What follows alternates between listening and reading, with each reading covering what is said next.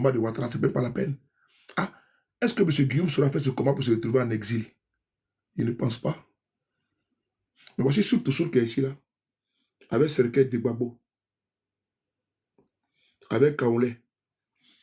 Mais quand surtout ici là, il était à l'hôpital. Qui est venu le voir à l'hôpital? C'est Gbagbo Laurent. Quand surtout était à l'hôpital, voici Gbagbo ici, avec surtout celui qui est là. Oui. C'est Gbagbo qui est venu. Et puis il a porté surtout à l'hôpital. C'est pas terminé, hein? C'est pas terminé. Si surtout il est ambassadeur aujourd'hui, là, c'est à cause de Gbagbo. Voilà. Mais surtout il est ambassadeur. Il est ambassadeur. Il a demandé un jour à surtout que tu veux quoi? Et puis c'est Gbagbo. Séance tenante, il a demandé à son aide de camp, là, je vais mettre son nom, de lui rappeler pour surtout C'est lui qui a fait de surtout ambassadeur. Ouais, c'est Gbagbo qui a fait ça. Lui qui a mis son cercueil là, c'est Gbagbo qui l'a fait de lui ambassadeur. Qu'est-ce qu'Ouattara a fait de lui? Prisonnier. Ouattara a fait de surtout prisonnier. Depuis que Ouattara a pris le pouvoir, jusqu'à aujourd'hui là, surtout il souffre.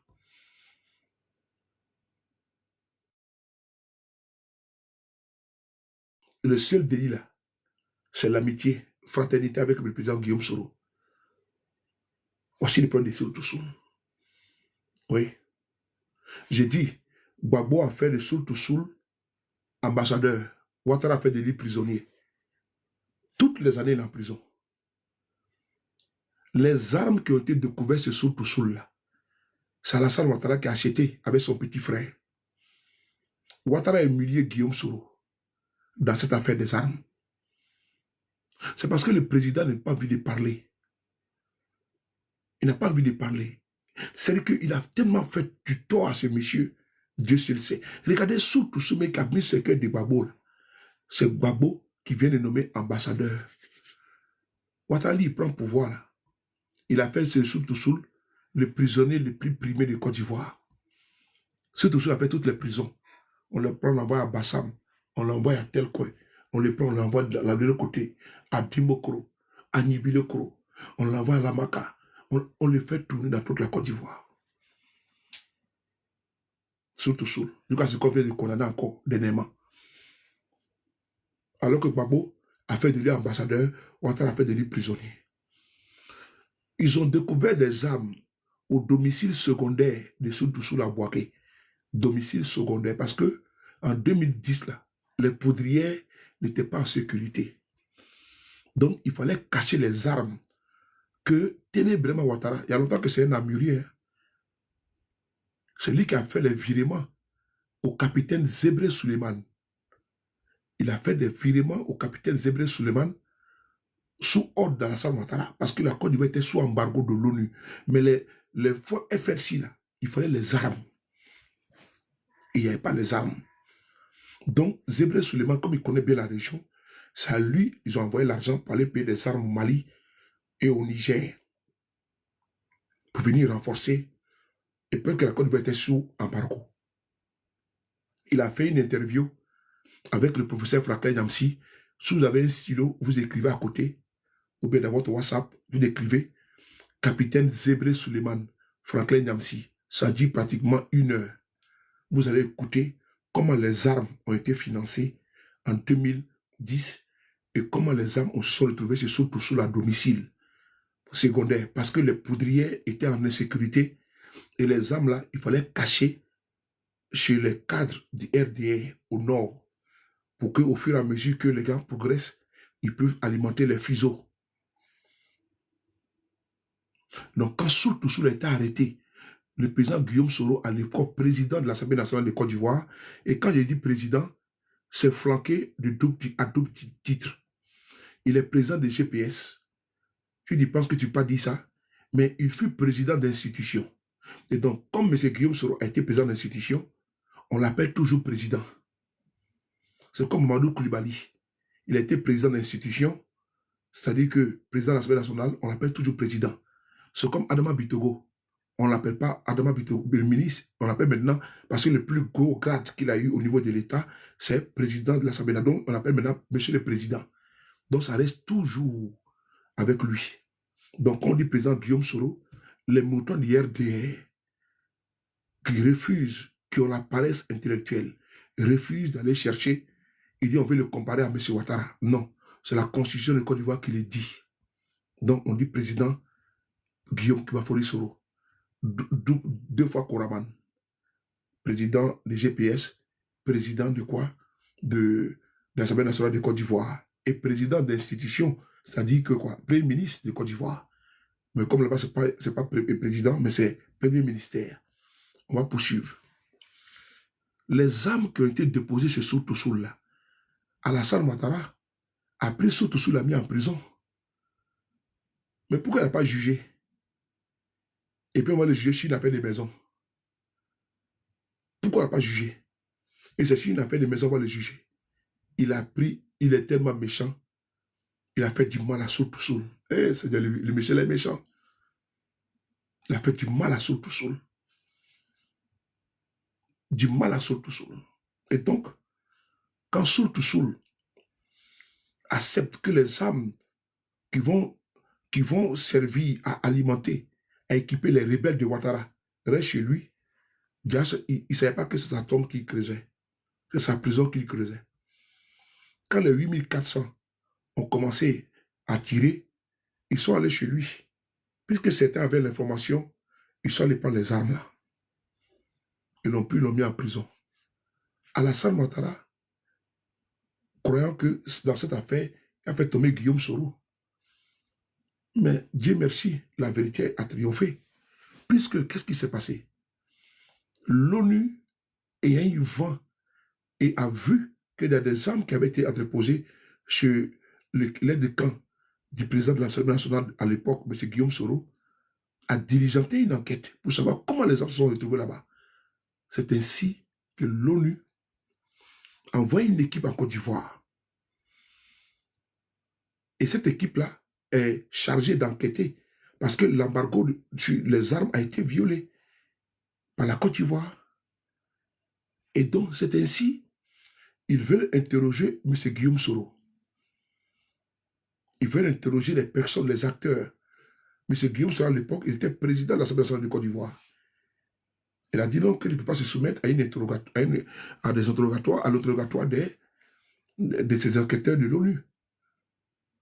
Mais M. Ouattara, il a cru qu'il allait accabler M. Guillaume Soro parce que quand ils sont venus, ils ont vu M. Ouattara, il dit qu'il n'est pas informé de cette situation-là.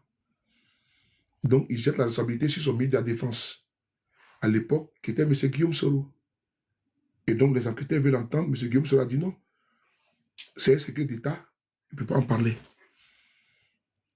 Mais M. Guillaume Soro croyait que M. Ouattara allait continuer, allait l'aider. C'est mal le connaître. Il a sommé M. Guillaume Soro de répondre à la convocation des enquêteurs de l'ONU. M. Guillaume Soro s'est plié.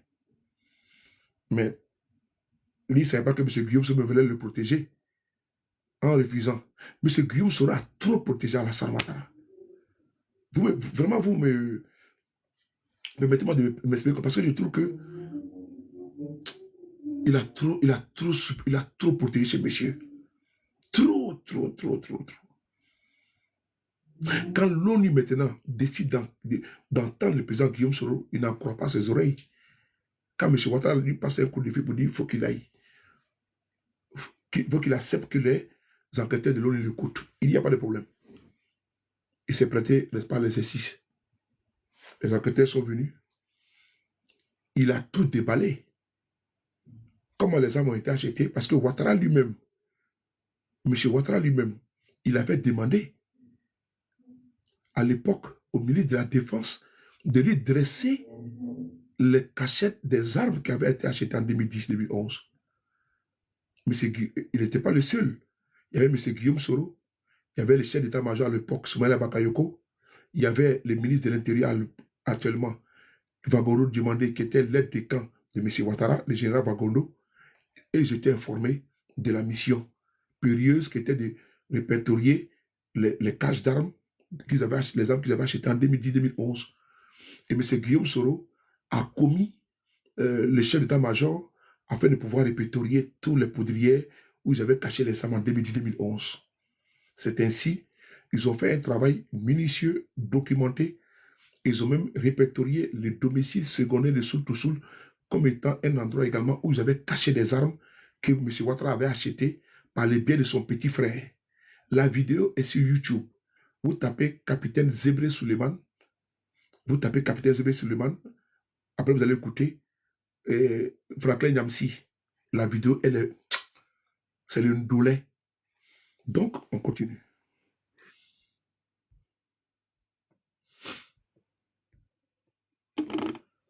Voilà. Et donc, les armes qui avaient été entreposées là-bas, là. Maintenant, tout a été documenté. M. Guillaume Soro a expliqué le financement, comment dirais-je, le dispatching, le convoyage et autres. Et Dieu merci, le rapport a été remis à M. Guillaume Soro par le chef d'état-major à l'époque, Soumela Bakayoko, en présence de l'autre là, Vagondo Diomandé. M. Guillaume Soro, dans une clarté, a pris le soin de remettre les rapports à M. Ouattara en présence de ses collaborateurs et de ses personnalités-là, ses collaborateurs. De M. Ouattara avait les rapports de l'achat des armes, de leurs cachettes, et le domicile de Sotosoul avait été répertorié. Puisque M. Guillaume Soro, plus tard, va quitter le ministère de la Défense. Donc, il ne sait pas ce qui s'est passé, puisque c'est le chef d'état-major, c'est le chef suprême des armées, M. Ouattara, qui a demandé un rapport, donc le rapport lui a été remis. Mais vous ne savez pas que ça a sauvé la vie, ça a sauvé M. Guillaume Soro. Sinon, Sotosoul serait aujourd'hui en prison. Donc, c'est fort de ça et du témoignage de Vagondo Diomandé, le témoignage de Soumala Bakayoko qui dit effectivement, Monsieur le Président, vous avez demandé les rapports, nous avons remis les rapports avec également les endroits où les armes étaient cachées. Et le domicile de Soul en faisait partie. Donc, l'État de Côte d'Ivoire devait aller prendre les armes qui étaient cachées dans le domicile secondaire de Soul. Ils n'ont pas fait. C'est la même chose comme le coup téléphonique entre l'enregistrement entre M. Guillaume Soro et Olivier Bazin.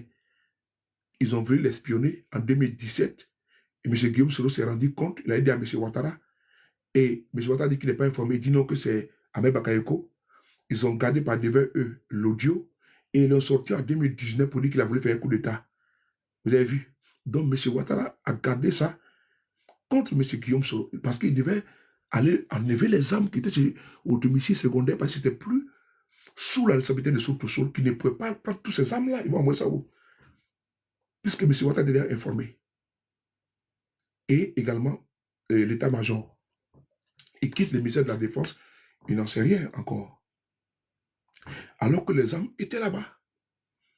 C'est dans cette optique-là, M. Guillaume Soro a dit la vérité, a expliqué aux enquêteurs. C'est là qu'il a été blanchi. Vous savez ce qui va se passer? M. Ouattara, pour éviter que Soul parle au procès, il a amnistié en 2018. Souvenez-vous, quand il a amnistié Simone Babo, il ne voulait pas amnistier Simone Babo. Mais c'est parce que Soul là, on ne pouvait pas le juger.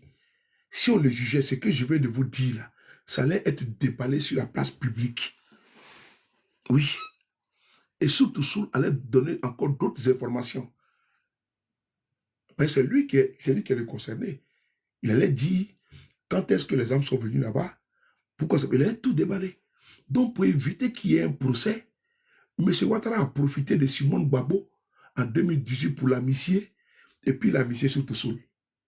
Mais alors que Simone Babo avait été jugée, elle avait eu 20 ans de prison. Mais Soul n'avait pas été jugé. Donc, il n'a pas amnistié Soul parce qu'il l'aimait. Il n'a pas amnistié parce qu'il l'aimait. Non, non, non. il a amnistié pour ne pas que Soutousou puisse témoigner. Voilà pourquoi M. Ouattara ne peut pas faire la lumière sur la rébellion. Ben, s'il fait la lumière sur la rébellion, lui-même il est impliqué dedans.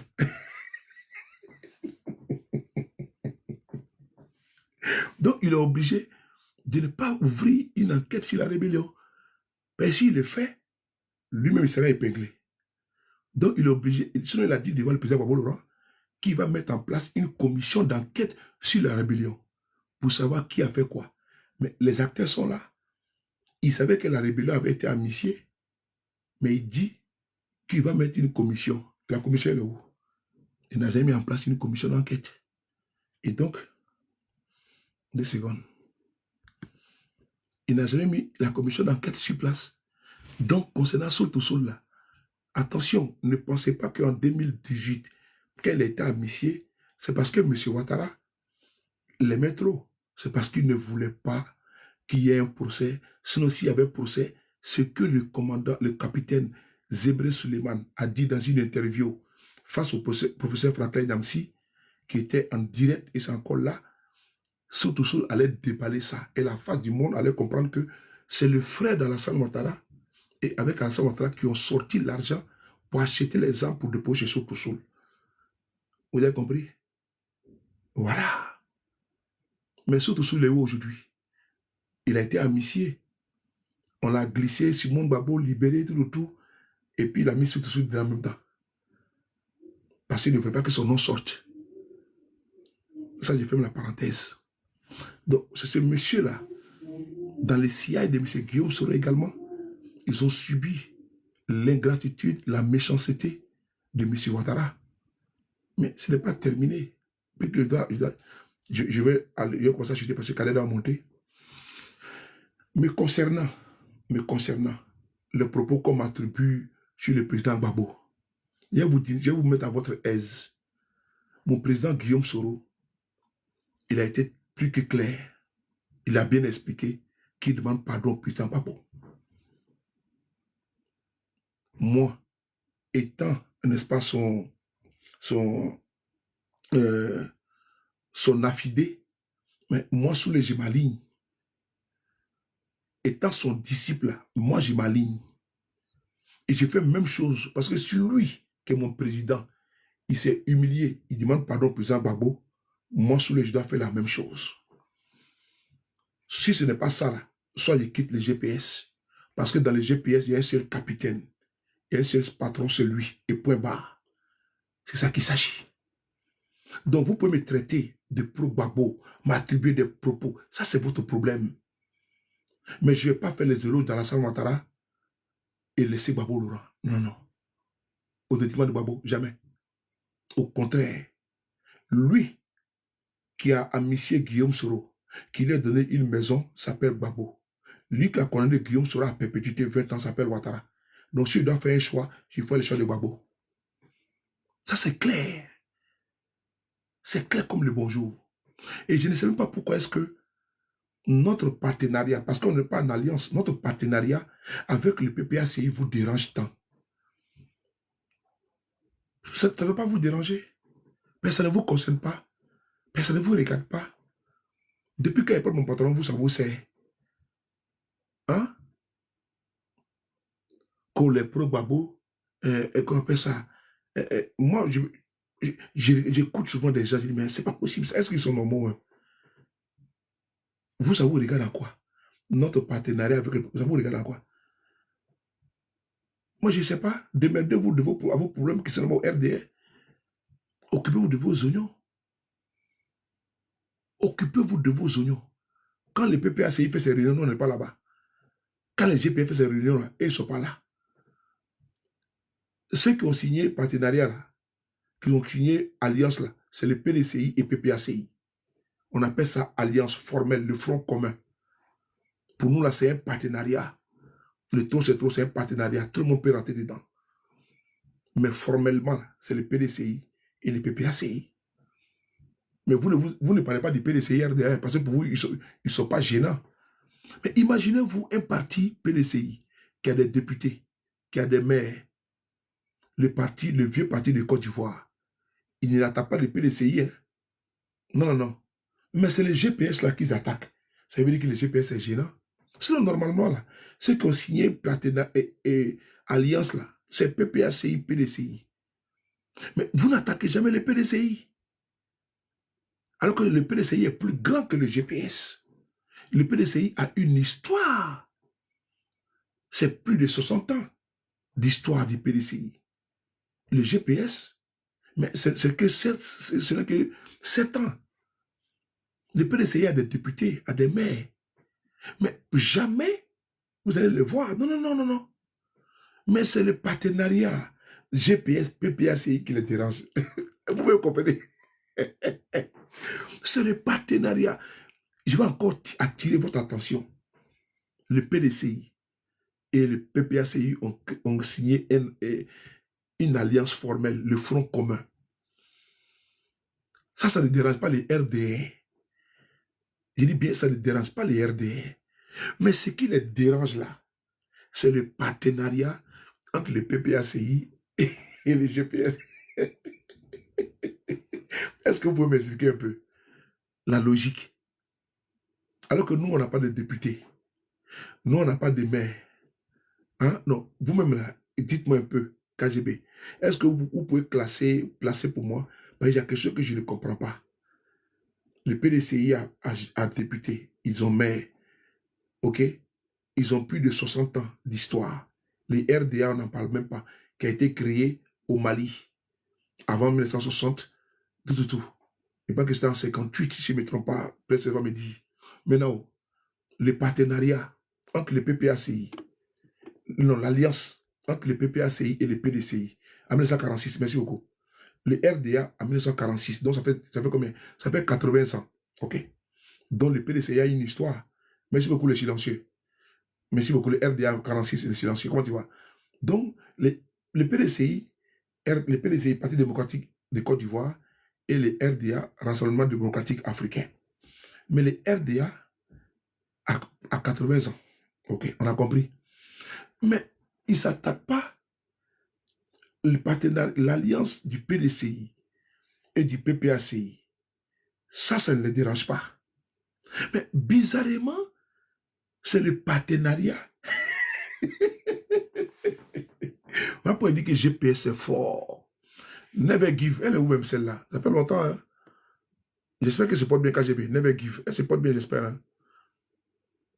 Voilà. Ça fait 2 jours que je n'entends pas son bruit. Là. Mais quand elle fait brouillon, c'est... Donc je continue. Le PDCI, il ne s'attaque pas au PDCI RDA. Mais c'est le GPS. C'est-à-dire que les partenariats, quand ils voient le PDCI avec le PDCI avec PPACI, non, c'est bon. Mais quand ils voient GPS avec PPACI, ils sont fâchés. Mais alors que, je vais vous dire ici, ce qu'ils ne savent pas, j'ai commencé à travailler avec le PDCI avant le PPACI. Je vais vous dévoiler un secret. Pour moi, qui est un secret de polichinelle pour beaucoup ici, parce qu'ils sont informés de ça. Moi, je suis chargé de communication, le porte-parole de la Dream Team. C'est quoi la Dream Team? C'est une entité qui englobe tous les partis politiques et acteurs de la société civile. Oui, on a créé ça en 2019. Je suis le porte-parole. Et qui est le président? Devinez-vous. C'est un cadre du PDCI. C'est un de mes frères. On l'appelle Charlie Black Legend. Il est PDCI RDA. Et j'ai travaillé sous sa responsabilité, ça fait maintenant 7 ans. Le trou n'a pas encore été créé. En février 2019, c'est nous qui avons fait la grande manifestation ici à Paris. Février 2019,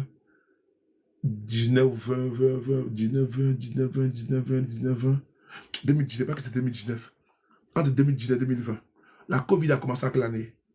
2020. La COVID, ok, merci beaucoup, 2020. Mais je vous dis que mon responsable du Dream Team là, non, voilà, c'est février 2010, voilà. Voilà. Faut bloquer, il y a un bâtard qui est sorti d'un trou là, faut le bloquer. Voilà, je vous donne ici, voilà. Merci beaucoup. Voilà, merci beaucoup, c'est gentil. Merci beaucoup, vous faites le bon travail. Voilà, merci beaucoup, j'aime bien ça. Donc, je continue. Mais les PPA, le PPACI n'avait pas été créé. Le PPACI a été créé dernièrement là. Mais moi, sous le président Bédié était vivant, paix à son âme, on avait déjà mis en place ce qu'on appelle la Dream Team. Notre président jusqu'à présent là, il s'appelle Charlie, il est PDCI. Et moi, j'ai été mis, voilà, merci beaucoup Gisèle, voilà. Moi, j'ai été nommé comme étant le porte-parole, le chargé de communication. Bon, vous voyez, moi-même là, mon responsable au niveau d'une association politique s'appelle Charlie. Il est PDCI RDA. Ça, il n'en parle pas. Hein. Il ne parle pas de ça. On ne dit pas que je suis PDCI. Vous allez voir combien de fois ils ont le goumet de Guillaume Soro, ils ont notre goumet. Et moi, je suis fier de ça. Après, je vous dis que je suis dans le vrai combat. Charlie, là, il est PDCI, confirmé, assermenté. Moi, je suis quoi? Je suis porte-parole d'un mouvement qui est géré par un responsable du PDCI. Ok. Moi, là, j'ai plus défendu le PDCI ici, le président Bédié, parce que les Tiamis, là, ils viennent d'arriver. Avant, il n'y avait pas de communicant du PDCI. C'est nous qui faisons cette communication-là. Le président Charlie est là, je parle sous son contrôle. Quand les gens attaquaient le président Bédié, quand ils sont allés verser le sang devant chez lui, tout là, c'est nous, on était là. C'est nous, on défendait les couleurs du PDCI. Et donc, après avoir dit ça, on ne m'a pas dit que je suis PDCI. Hein. On ne m'a jamais accusé d'être PDCI. Hein. On a été reçu par le président Bédié. On n'a pas dit qu'on est PDCI. Hein. Alors que le président Guillaume Soro, merci beaucoup Gisèle, le président Guillaume Soro était très proche du président Bédié. Même quand il a démissionné, il est parti le voir. Et puis le président Bédié dit c'est son fils. Mais le président Guillaume Soro a dit on ne peut pas créer le PDCI. Oh. Pardon. Le président Bédié a dit on ne peut pas créer le PDCI, le RADP, sans le PDCI RDA.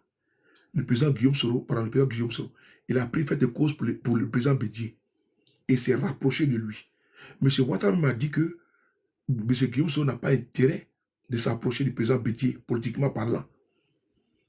Si RFI, il dit, je lui ai dit. Bon, moi-même saoulé, quand le président Bédié, il y avait quelque chose, je faisais des communications pour les PDCI. Même quand il y avait des publications, quand il a eu son malaise à la cathédrale, et puis il est venu chez lui à domicile avec Monseigneur Coutois, les premières images là, c'est moi qui ai publié. Pourquoi j'ai publié? Parce qu'il y avait des personnes ressources. Des personnes ressources qui sont encore là toujours.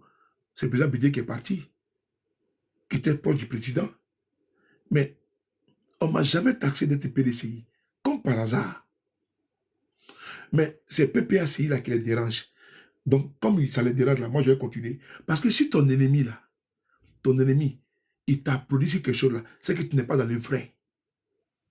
Mais quand il te combat là, c'est que tu es sur une posture, c'est que tu es dans la vérité. Parce que si les RDF viennent me féliciter là, ça veut dire que mon combat n'est pas vrai. J'ai dit. Et puis s'ils viennent dire que le rapprochement PPACI, GPS c'est bon là, c'est pas bon là, c'est que c'est bon. Voilà, c'est que c'est bon. Si ton ennemi te félicite, si tu as pris une décision, ton ennemi, ton adversaire veut te dire que c'est bon là, veut te féliciter, il faut savoir que tu as pris le mauvais chemin. Ah oui, tu as pris le mauvais chemin. Et moi, quand je vois le RADP nous attaquer, et puis, soi-disant, comment dirais-je, vouloir retourner le PPACI, mais c'est déjà fait depuis longtemps, c'est naturel. On n'a rien forcé. En politique, là, les alliances se font et se défont. Donc, ce n'est pas nous, ce n'est pas eux. C'est naturel. Ça vient, c'est tout. Donc, le fait que les RADP sont réfractaires à notre partenariat, moi, je dois l'amplifier. Parce que je dois l'amplifier. Parce que je pense que c'est ce qui dérange et ce qui est bon pour nous. Voilà. C'est ton ennemi, ton rival, va venir te dire non, continue. Toi et quelqu'un, vous draguez la même fille. Lui, il sait que la fille, elle aime bien manger à locaux à 18h. Il sait qu'elle aime beaucoup ses bargots. Il sait qu'elle aime beaucoup les petits cadeaux. Lui, il connaît son point faible. Toi, tu ne connais pas. Toi, quand tu veux la voir, tu viens à midi. Alors qu'elle aime sortir vers les 17h, 18h pour aller à la locodrome. Lui, il connaît. Mais quand tu dis, lui, il sait pas que toi, tu la dragues. Donc, non, lui, il sait que toi, tu la dragues. Toi, tu sais que lui, la drague. Non, voilà. Mais lui, il ne sait pas. Et quand il va aller voir la côte, il dit, bon, non, je vais aller voir, comment dirais-je, Véro. Ah, tu vas voir Véro, ok. Non, tu vas à quelle heure? Non, je vais aller à midi. Il sait que la go, là, elle n'est pas respective, elle n'aime pas trop qu'on la voit là à midi, tout n'aime pas. Là, son père est là, tout, donc elle est beaucoup nerveuse. Il dit, mais vas-y, donc, je t'accompagne même, mais, au pas que ça que je suis là, tout. Vas-y, vas-y. Il est là, il va être à poteau. Et le soir va dire, non, ma maman m'a envoyé, je vais quelque part. Hein. Il va inviter, il va envoyer Yango. Il invite Véro, il habite à Port-Bois. Hein. Il va l'inviter jusqu'à Yopougon, au sable là-bas, loin du quartier. Ils sont assis dans le codrome, en train de boire les guigui, en train de taper, n'est-ce pas, les flags, manger les alocos. Mais il sait que c'est ce que Gola aime. Et toi, là, il ne va jamais t'encourager, il ne va jamais te montrer le côté faible de la Go. C'est de bonnes guerres. Donc, comment vous voulez que les RADP vont venir dire sur les paris? Non, non, non. PPACI, là, non, non, votre partenaire, là, c'est bon. Mais ils vont dire, c'est pas bon. Et ils vont le dire au probable aussi. Non, les pros seront là. Votre partenaire, là. Quand ton ennemi te dit que ça, il faut dire que non. C'est le bon partenariat qu'elle a. C'est le bon partenariat. Il faut pousser ma réflexion. Vous allez comprendre. Parce que moi, j'ai plus agi. J'ai plus agi pour le PDCI que pour le PPACI. Je dis plus. S'ils doivent mettre mes vidéos, me défendre du PDCI, mais j'ai continué des vidéos. Mais PPACI, ils ont leurs communicants. Même à l'époque, le Probabo avait leurs communicants. Donc, il n'y a pas besoin, n'est-ce pas, de communicants soroïstes. Donc, j'ai plus fait pour le PDCI. Là où on ne m'a jamais rabrouillé, là où on ne m'a jamais dit, non, sur les paris, là, il est PPACI, il est PDCI. Non, non, non, non, non. Hein. Ils n'ont jamais dit que le président Guillaume Soro, pourquoi s'approcher du président Bédier? Non. La seule personne que je peux ici dire de façon sincère qu'elle ne voulait pas que nous puissions nous approcher du PDCI, s'appelle Zulu de Bogota. Parce que moi, je donne ici les preuves. Voilà. Zulu de Bogota, qui s'appelle Zulu National du RADP, là. Il était avec nous, il vivait en Italie. Il n'était pas chaud pour que le président, nous on s'approche, n'est-ce pas, du PDCI. Et nous l'avait dit. À part ça, là, zéro. Maintenant, pourquoi est-ce que quand on était proche du PDCI, on défendait le PDCI, le président Guillaume Soro était proche du PDCI, jusqu'à ce qu'il dit que M. Guillaume Soro est son fils. Pourquoi il n'y a pas eu de... Il n'y a pas eu de... Il n'y a pas eu de... Pourquoi il n'y a pas eu de dénonciation, en fait? Donc, c'est Babo qui dérange, quoi. Donc, c'est Babo qu'on doit rejeter. Moi, je veux savoir. Voilà. Donc, c'est Babo qu'on doit rejeter, quoi. Non, moi, je veux savoir. Ah ouais? Babo, lui, on n'a pas s'approcher de lui. Mais quand on a approché le président Bédier ici, celui que je connais, c'est le Koro Zulu de Bogota. Maintenant, quand le PPACI, mais les GPS est parti, les souris sont partis comment dirais-je, en Hollande. Les souris sont montés dans le cas ici, avec les pro-babo pour aller manifester en Hollande. Je répète encore, les soroïstes sont partis à la CPI. Ils sont montés dans le bus. Ils sont allés à la gare du Nord, prendre le bus de nuit pour partir pour aller manifester. Moi, je n'étais pas là-bas. Ah, donc à ce moment-là,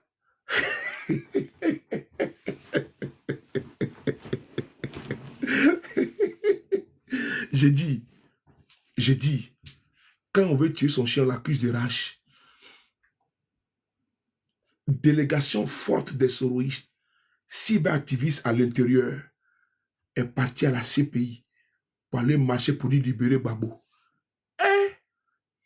En ce moment, il n'y a pas PPACI. Hein. J'ai dit bien, en ce moment, il n'y a pas. Et puis, sur le pays, il n'était pas là-bas. Pourquoi c'est aujourd'hui, on va me taxer d'être PPACI, alors que... ouais, ouais. Je répète encore, parce que la répétition, elle est pédagogique. Voilà, on va le doucement. C'est une couche de fond. Je dis, ok, pourquoi le PPACI n'a pas été créé à l'époque? Babo était encore à la CPI, dans la tourmente judiciaire. Le GPS, dis-lui comment tu vas mon frère, j'espère que tu vas bien. Le GPS n'avait pas encore été créé. Mais les Soroïs sont rentrés dans le car avec les pro-Babo. Ils sont partis en convoi.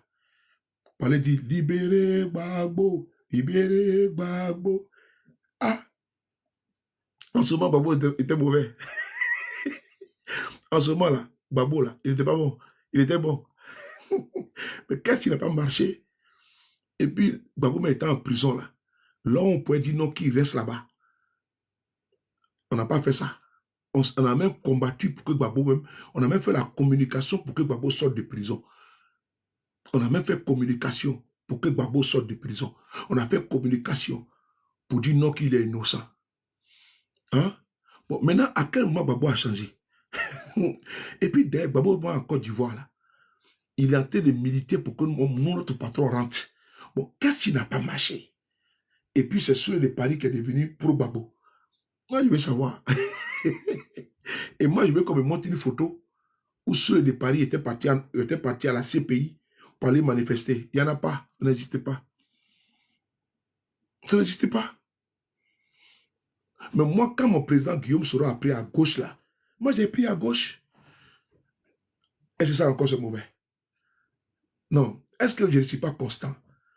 Je suis constant. Ou bien, est-ce que je ne suis pas constant? Je suis constant.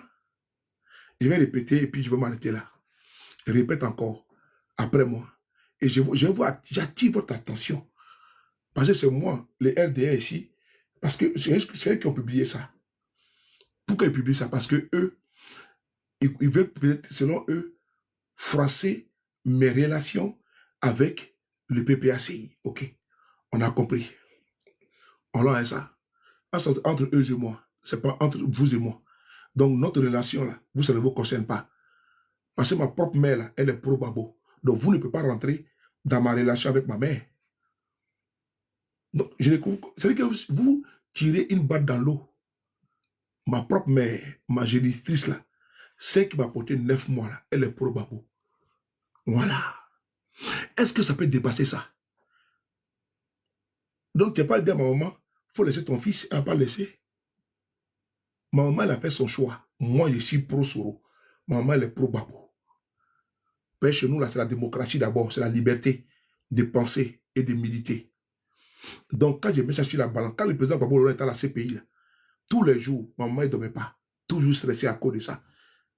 Sa libération, même aujourd'hui, même quand elle voit que je vais m'appeler au téléphone, tout, pour demander si le président Babo Laurent. Ma maman, là, il y a des choses qu'on ne peut pas dire sur la toile. Ma maman est la famille d'un PPACI. Vous voulez que les gens parlent sur la toile. Il faut que les gens viennent parler ou s'ouvrir sur la toile. Allez-y poser la question à Kone Katina et ma mère, à quelle relation? Les gens veulent qu'on vienne tout parler sur la toile.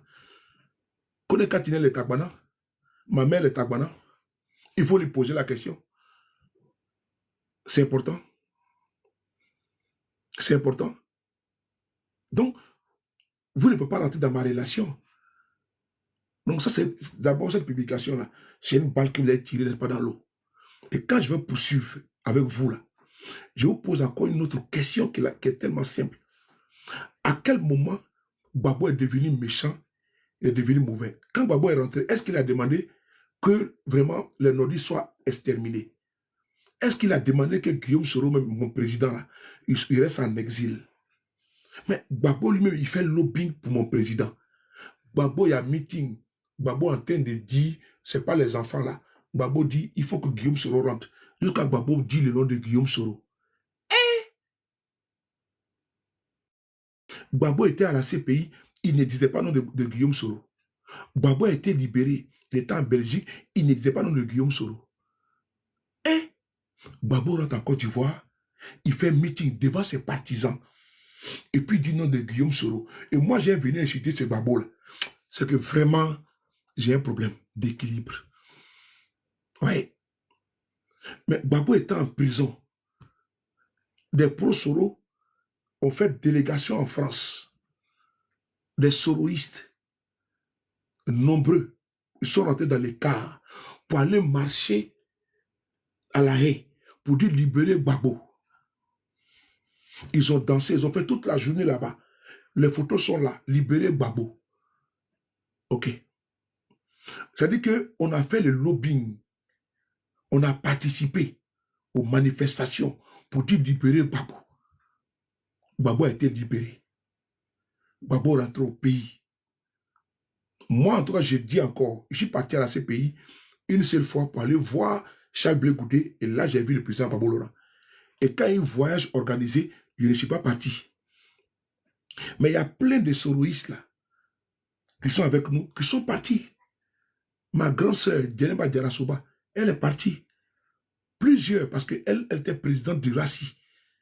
Elle est partie à la tête d'une forte délégation. Elle a même pris le micro avec les gens Yves de Souza, tout. Ils sont allés là-bas pour dire libérer Gbagbo. Est-ce qu'on peut dire après libérer Gbagbo et puis après dire encore mettez Gbagbo en prison? Non, dites-moi, est-ce qu'on peut militer? On peut aller faire un combat pour dire libérer Gbagbo et puis on vous dit bravo les gars, vous avez posé un bon acte. Et puis encore on vient dire non, il faut que Gbagbo parte en prison. Non, moi je ne peux pas faire ça. Ou bien, voici une femme qui vient d'accoucher après 9 mois. Et on dit de prendre l'enfant pour le mettre encore dans son ventre. Vous avez vu ça où? Ou bien quelque chose ne va pas dans ma tête. Donc maintenant, c'est ce Gbagbo-là qui est rentré au pays. Non. Celui de Paris est PPACI. Ah bon? Et j'ai PPACI. Maintenant, ça vous regarde en quoi? Est-ce que ma carte de militant, là, c'est vous qui payez ça? Moi, je ne sais pas. Maintenant, c'est que si vous m'ont demandé quelque chose, parce qu'ils savent même que c'est déjà faux, que ça, là, c'est pas ressemblant à celui de Paris. Parce que vous avez fait, on a fait courrier est sorti ici du président Gbagbo Laurent pour envoyer la CPI. Quand le courrier est sorti là, parce que moi, en tout cas, je sais qu'un enfant quitte des 0 jusqu'à atteindre l'âge adulte 18 ans. Il y a un processus, 4 parties de tout, les dames ont sorti, un mois de l'enfant devient 1 an, 2 ans, jusqu'à ce qu'il commence à parler, il va à l'école. Et si c'est dans ce cheminement là. Donc moi, je vous pose la question. Partagez les gars tapoter. Je vous dis même pas de tapoter. Tapoter les gars, tapoter. Non. Donc, je suis à 16%. Je vais me laisser 2 minutes et puis je vais aller sur Kader, c'est mieux. Donc, quand aujourd'hui, les pro-Gbagbo sont dans leur combat, les RDS sont dans leur nombrilisme, ils sont également dans leur combat de ventre, du pancréas et de l'œsophage. Et c'est un combat d'intestin. Voilà, et c'est pas un combat, ils n'ont jamais fait de combat. C'est des affamés réunis, des assistés réunis. Donc, à quel moment? Parce que moi, je me dis que j'ai manqué des épisodes. À quel moment le président Gbagbo est dans les liens de la captivité? Et puis, des pro-Soro. PPACI n'était pas créé. Et moi, je soutenais cette initiative et je soutiens toujours de dire libérer Gbagbo. Et Gbagbo est sorti de prison. Gbagbo rentre en Côte d'Ivoire. À quel moment Gbagbo a posé un acte qui peut, moi, sur de Paris, comment dirais-je, changer de position, changer de posture. D'ailleurs, quand le président Gbagbo rentre en Côte d'Ivoire, les actes qu'il pose là, est-ce que ce sont les actes, n'est-ce pas, qui doivent motiver ma sortie ou bien des injures vis-à-vis de lui? Je pense que tous les actes que le monsieur a posés, ce sont que des actes, n'est-ce pas? D'ailleurs, il a fait, Gbagbo allait au-dessus de lui-même. Gbagbo allait, ce qu'il a fait, c'est mirifique, c'est extraordinaire. Gbagbo va rencontrer Alassane Ouattara. Et Gbagbo dit à Ouattara, il faut faire rentrer Guillaume Soro. Merde. Ouattara dit jamais de la vie. Lui, là, il va voir avec moi. Gbagbo dit, mais il va voir quoi avec toi? Qu'est-ce que tu vas lui montrer? C'est Gbagbo qui parle comme ça. Il va faire du lobbying.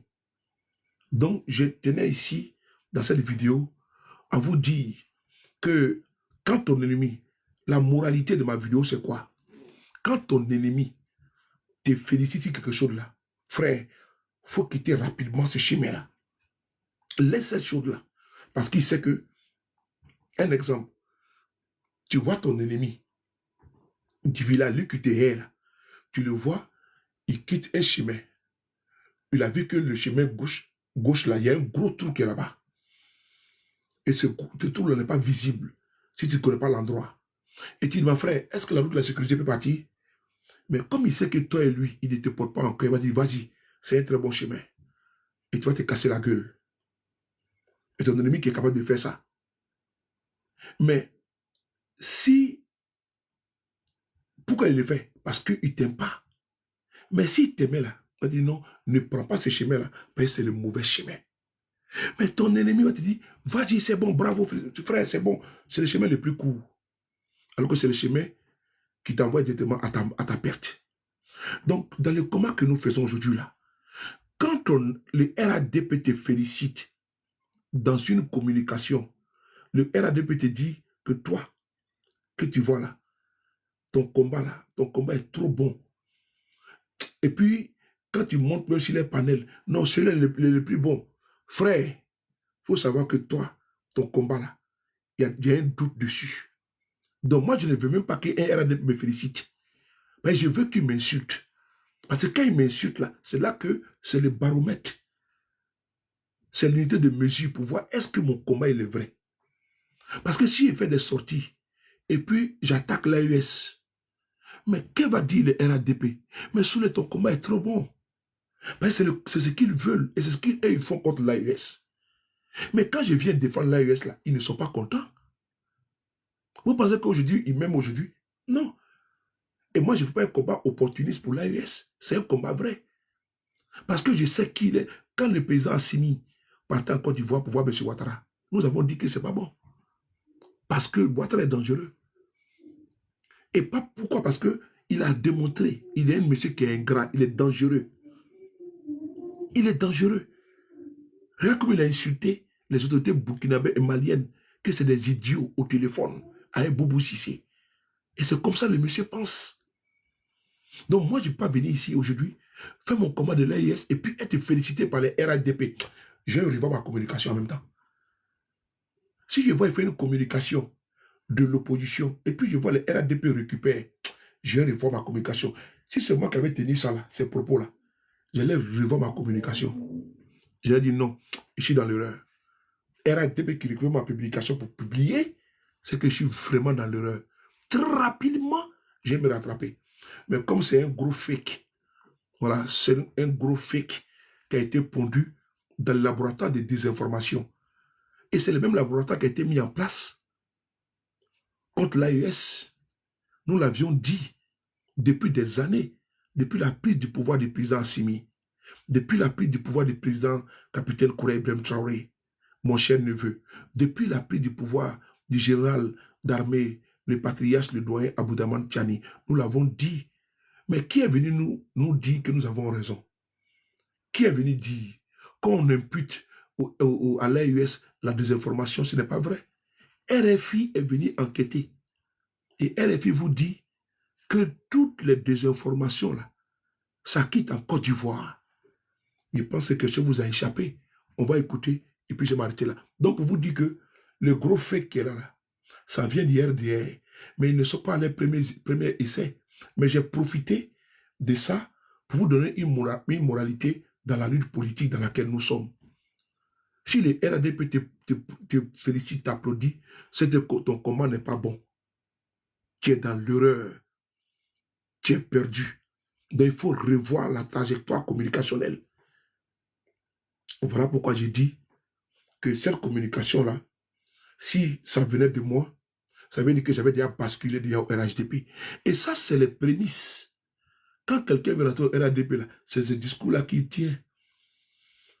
Maintenant, ça quitte maintenant de M. Ouattara, ou dans la salle Ouattara, c'est M. le Président de la République. Voilà, ça vient maintenant à plébisciter le pouvoir. Ça vient maintenant à attaquer les pays de l'AES. C'est que la personne a commencé déjà à bifurquer, à rentrer. Il y a déjà 2 pieds déjà au RADP, et puis il y a la tête qui est dehors. Donc, il reste seulement que tout le corps rentre, et puis on ferme la porte, c'est tout. Donc, ce genre de communication-là ne peut pas venir de la part d'un indéboulonnable, un érudit, un indéfectible de l'AES, des combats panafricains et de l'opposition de Côte d'Ivoire. Ce genre de propos-là, non, non, non, tu ne verras jamais une vidéo où moi j'ai manqué de respect au président de l'AES. Tu ne verras jamais une vidéo où j'ai manqué de respect aux panafricains. Voilà, j'ai fait mon combat, je suis dans mon couloir. Parce que même s'il y a des dissensions, on reste tous dans la même disposition. Pour moi, c'est important. Tu ne me verras jamais aussi également tenir ces propos-là vis-à-vis de son excellence, le président Gbagbo Laurent. Parce que quand il dit comme ça lui fait mal. Mais il veut que je vienne lui dire, Gbagbo, comme ci, comme ça, et puis le rabaisser. Non, c'est son excellence, le président Gbagbo Laurent. Et ça, là, ça fait mal à quelqu'un actuellement, je vous parle là. Ça fait mal à quelqu'un. Quand je viens comme ça, je viens magnifier le président Gbagbo. Voilà. Là, on dit, c'est un pro Gbagbo. Oui, il faut prendre ça, la partie qui vous plaît. Et moi, là, ça me laisse à 37 degrés, température normale. Ça me fait ni chaud, ni froid. Si mon président Guillaume Soro est pro Gbagbo, je serai pro Gbagbo jusqu'à mort. Et quand il a décidé de rentrer dans trop, c'est trop là, j'ai pris matelas, j'ai pris couette, j'ai pris oreiller. Je suis allé prendre une chambre. Et puis, la chambre là, tout est là-bas. C'est là-bas que je dors. Et puis, quand je dors, je fais ma double tour. J'ai ma chambre dans trop, c'est trop là-bas. Et je vous informe que demain soir, à partir de 21h, c'est dimanche, nous avons une réunion avec la coordination, avec tous les camarades de trop, c'est trop. Nous, on travaille. Si ça vous fait du bien, à 21h, nous avons une réunion capitale et importante de trop, c'est trop. Merci.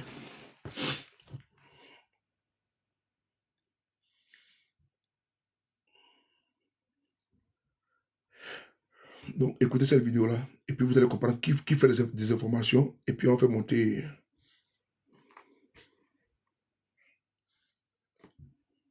De l'AES, un vaste écosystème de comptes inauthentiques actifs sur Facebook, TikTok ou encore sur X. Alors, Scoop Africa, la dépêche africaine, on dirait presque des noms de médias, mais c'est le but de ces profils qui veulent donc discréditer les pouvoirs en place au Burkina Faso, au Mali, au Niger aussi. Grégory, un réseau structuré à l'origine de nombreuses fausses informations. La dépêche africaine, Ouaga FM, La Voix du Faso, ces pages se font passer pour des médias, mais dans les faits, ces comptes diffusent des fausses informations ciblant les pays de l'AES, mais aussi la présence russe dans la région. Et quelles formes peuvent prendre ces fausses informations? Eh bien, on retrouve de tout, un faux article attribué à l'agence de presse TASS, un discours manipulé du ministre burkinabé Célestin Saint-Poré. Les modes opératoires sont de plus en plus sophistiqués.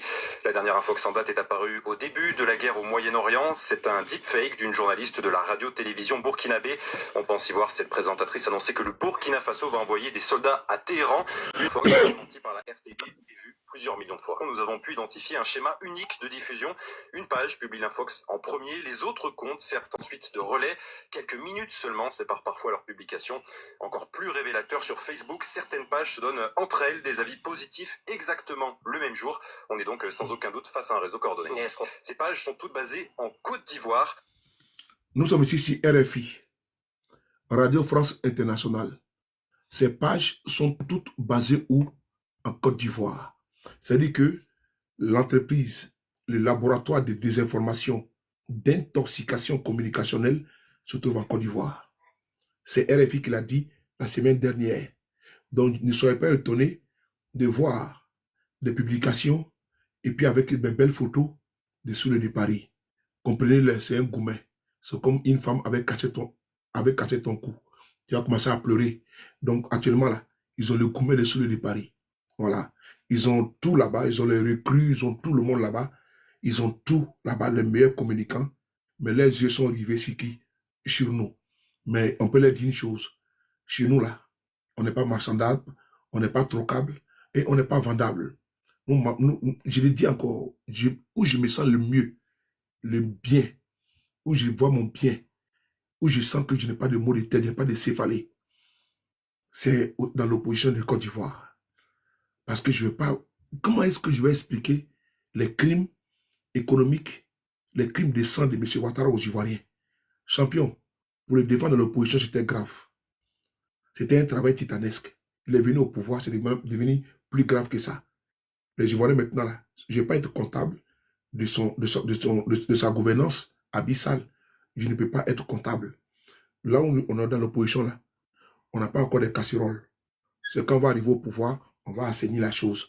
Donc, je sens bien ici. Donc, je m'arrête là pour vous dire que c'était un fake du RDR. Quand cela ne tienne, j'ai profité de cette communication pour vous dire, vous qui êtes dans l'opposition, quand on commence à vous féliciter dans votre combat, le RADP vous dit que vous êtes bon, vous savez que tu es mauvais. Je m'arrête là. Prenez soin de vous. On va très rapidement changer de photos.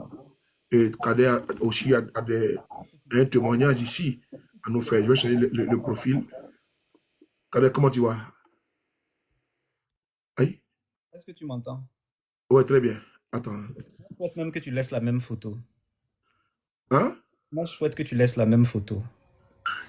Ah ouais? Oui, il faut laisser la même photo. Ok. Moi, je pense que c'est une photo qui parle. Quand les gens voient fake comme ça, c'est bien. Ok, merci beaucoup. Merci pour le conseil. Vas-y.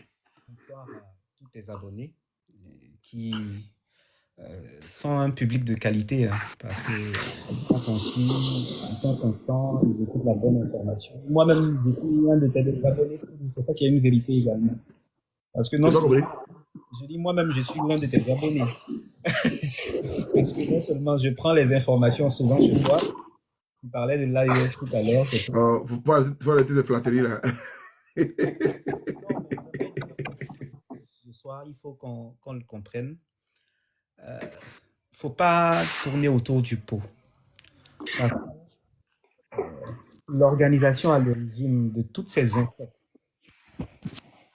fausses informations, c'est les cellules qui Birahima Ouattara. Vous avez remarqué qu'en même temps, il y a une forme de surmédiatisation soudaine du vice-premier ministre. On a l'impression même que le premier ministre de Côte d'Ivoire, qui est M. Robert Begré-Mambé, n'existe plus. Il y a une forme de surmédiatisation soudaine et en même temps que Téné Birahima Ouattara est promu, le vice-président, qui est le dauphin constitutionnel, le premier ministre, qui est dans la préséance protocolaire avant le vice-premier ministre, tout cela ont disparu. Et en même temps, vous aurez remarqué quelque chose ces derniers temps.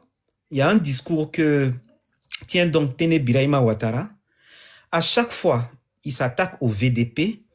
À chaque fois, il brandit la menace sécuritaire. C'est-à-dire que le RHDP, avec Alassane Ouattara à sa tête, est en train de préparer déjà les esprits pour faire un forcing pour un coup d'État, un énième coup d'État constitutionnel. Un énième coup d'État constitutionnel, pourquoi? Je vais vous emmener vous référer au cas du Tchad. Vous savez comment Kaka Déby est venu au pouvoir? C'était un coup d'État institutionnel. Parce que lorsque Idriss Déby Itno a été tué sur le front, lui qui devait lui succéder, c'était le président de l'Assemblée nationale. Mais pour des raisons sécuritaires invoquées, ils sont venus donc faire un coup d'État institutionnel et c'est vers ce scénario-là que nous nous dirigeons en Côte d'Ivoire. Donc, on a beau faire donc de brandir la menace terroriste, on a beau faire donc de dire que les VDP ou le régime du Burkina Faso ou du Mali représentent une menace pour la Côte d'Ivoire. Non, pour le régime d'Alassane Ouattara, c'est ce qu'ils vont faire croire pour mettre Téné Birahima Ouattara en avant pour qu'il puisse être accepté de tout le monde. Donc, vous avez remarqué subséquemment donc qu'il y a une forme d'aplaventrisme, d'obséquiosité, c'est-à-dire tous les membres du gouvernement, les directeurs généraux, ils ont déjà mis même Robert Begré-Mambé en minorité. Le monsieur, on n'entend presque plus parler de lui. Le vice-président qui doit assurer l'intérim lorsque Alassane Ouattara n'est pas là, on n'entend plus parler de lui. Donc, il faut que vous commenciez à vous préparer déjà à cette éventualité parce qu'eux-mêmes ici préparent. Et pour eux, donc, c'est une dévolution successorale dynastique du pouvoir Un Ouattara doit remplacer un autre Ouattara. Donc, c'est ce qu'ils sont en train de faire. Et malheureusement, ça ne révèle, et c'est symptomatique d'un phénomène qu'on a déjà vécu en Côte d'Ivoire en 1993, à la mort de Félix Houphouët-Boigny. Alassane Ouattara voulait s'essayer un coup d'État. Et nous allons encore, sans insulter l'avenir, ils vont s'essayer en tout cas à faire un énième coup d'État pour mettre Téné Birahima Ouattara. Donc, naturellement, ils vont créer des officines pour faire de l'intoxication en croyant que, bon, et ils le font déjà très mal, bon, parce que personne n'y croit. Moi, j'ai vu l'infox sur toi, j'en ai rigolé. Je dis, mais ça, c'est une infox de basse-cour, parce que qui croirait en ces fadaises? Personne au final. Donc, moi, j'aimerais t'encourager. Et puis, si on arrive à faire des infox sur toi, faut te rassurer sur une chose, que c'est que tu fais un travail très important, un travail très apprécié. On ne s'attaque pas à un vaurien. C'est de coutume, on ne s'attaque pas à un vaurien. Donc, si tu vois aujourd'hui que ces officines... Il faut te rassurer et prends ça bien. C'est que tu es sur le bon chemin. Je ne vais pas revenir, sans toutefois revenir là-dessus. Je t'ai entendu dire, par exemple, que moi, je n'ai jamais vu un pouvoir qui félicite une opposition. C'est en Côte d'Ivoire, on veut non donc que le pouvoir d'Alassane Ouattara félicite son opposition d'être une opposition responsable. Nous, en tout cas, on veut faire notre opposition. C'est pas au pouvoir de nous dicter comment on va marcher et comment on va faire notre opposition là. D'autant plus que l'opposition la plus violente qu'on a connue en Côte d'Ivoire, c'était lorsque le RDR était dans l'opposition. Quand je dis ceci, Soulé, tu as abordé un sujet qui ma foi, m'a touché. Tu parlais de Guillaume Soro, comment Guillaume Soro avait une forme de dévotion pour Alassane Ouattara, comment il respectait le monsieur, comment il ne voulait même pas entendre quelqu'un planifier quelque chose contre Alassane Ouattara. Mais c'est vrai, parce que moi, il y a un événement éponyme dont je veux vous faire part. Vous savez, Guillaume Soro a manifesté tellement de fidélité à Alassane Ouattara que certains chefs d'État africains et certaines chancelleries ne comprenaient pas la posture de Guillaume Soro. Si c'était un homme de pouvoir, si c'était un homme qui voulait arriver au pouvoir, pourquoi il se battait? Est-ce qu'il voulait prendre le pouvoir finalement? Vous savez, en 2010, lorsqu'il y a eu la crise post-électorale et qu'on n'arrivait pas à trouver un dénouement à la crise, c'est-à-dire les victimes se multipliaient malheureusement, vous savez qu'il y a des chancelleries qui sont intervenues, des chancelleries occidentales, pour faire la proposition à Guillaume Soro de lui dire, comme il a été l'organisateur de l'élection présidentielle et qu'il y a des tueries consécutivement à l'élection présidentielle, est-ce qu'il ne peut pas lui-même prendre le pouvoir et écarter Alassane Ouattara et écarter Laurent Gbagbo pour prendre le pouvoir et plus tard organiser une autre élection? C'est-à-dire des chancelleries occidentales et ouest-africaines ont fait cette proposition-là, M. Guillaume Soro. Mais M. Guillaume Soro est venu dire clairement non. Il y a eu le verdict des urnes. Il y a eu la supervision de la communauté internationale. Je vais venir faire un coup d'État là pour m'asseoir. Est-ce qu'on ne va pas partir dans une autre crise? J'ai été témoin d'un chef d'État qui faisait cette confidence-là plus tard. Il dit qu'il n'arrive pas à lire la posture de Guillaume Soro. Mais, parce qu'il ne comprend pas, voici un pouvoir qui est devant toi, on dit de prendre, tu ne veux pas prendre la chose. Mais le chef d'État là disait ceci, il est persuadé que Guillaume Soro a une providence divine et un homme politique qui a la providence divine, il arrive toujours à ses fins. Parce que l'histoire au final nous donne raison. Protéger un monsieur, donner sa jeunesse pour le monsieur, tirer les marrons du feu pour lui, se battre corps et âme pour lui, pour être récompensé ainsi. Mais j'ai envie de pleinement, et monsieur le président Laurent Gbagbo a raison en disant que voilà, vous vous battez pour quelqu'un que vous ne connaissez pas. Je pense que nous sommes les plus chanceux. Parce qu'il y a d'autres qui ont fait la prison et il y a d'autres qui sont morts aujourd'hui pour avoir manifesté fidélité à Alassane Ouattara. Mais je me dis, si Guillaume Soro avait suivi les recommandations de ces chancelleries occidentales et ouest-africaines en 2010, est-ce qu'aujourd'hui on parlerait d'Alassane Ouattara? Non. Aujourd'hui donc, ce sont ces derniers-là qui sont arrivés au pouvoir, qui sont les usufruitiers du pouvoir, de la lutte de Guillaume, ce que Guillaume Soro a mené pour eux là, c'est aujourd'hui qui sont les plus grands ingrats, qui vouent Guillaume Soro aux gémonies, qui le jettent à la vindicte populaire quotidiennement. Et puis vous pensez que nous on va abandonner ce monsieur-là? Mais non, si l'ingratitude n'est pas une maladie transmissible à l'être humain, elle est en tout cas transmissible au RHDP. Et nous on ne pourra jamais être de ces gens-là. Jamais, au grand jamais. Donc, moi, je t'invite tranquillement à continuer ton action, qui est très salutaire. Faut même pas regarder à gauche, faut pas regarder à droite. La dernière fois, je suis intervenu et j'ai dit quoi? Nous, là, on a déjà fini avec Alassane Ouattara.